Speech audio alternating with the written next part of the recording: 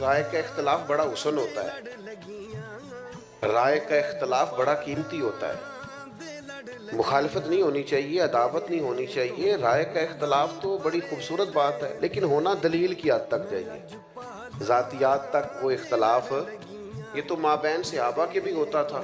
حضرت عمر فاروق رضی اللہ تعالیٰ عنہ جمعے کا خطبہ دینے آئے تو نیا نویلا سوٹ پہن کر کے آئے اور اسی طرح کا آپ نے کرتا اور اسی طرح کا تہمد اوڑھ رکھا تھا۔ تو حضرت ابو ایوب انصاری نے اٹھ کے اختلاف رائے کیا، کہا جناب بتائیے یہ آپ ایک ایک سب کو کل چادر بٹی تھی تو آپ کے پاس دو کیسے آئیں؟ تو حضرت عمر نے اس اختلاف رائے کو قبول کیا، اس پر یہ نہیں کہا تیری جرت کیسے ہوئی؟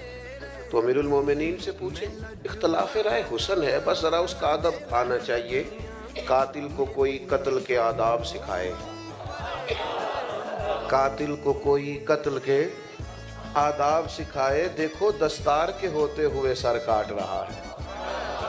کچھ لوگ خالی بات سے ہی، دستار تک جانے سے ہی مان جاتے ہیں، گلے تک تو جانا ہی نہیں پڑتا۔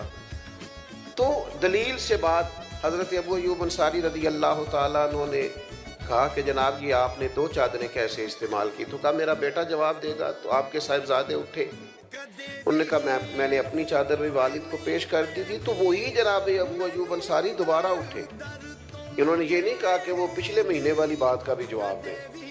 وہ پھر وہاں کیا ہوا تھا؟ بس ایک اختلاف تھا دلیل کی حد تک، اور یہ حسن ہے۔ حضرت ابو ایوب انصاری اٹھے اور اٹھ کے کہا جناب ہمیں سوال کا جواب مل گیا، اب آپ بات کیجئے، ہم بات بھی سنیں گے، حکم دیجئے، فرما برداری بھی کریں گے۔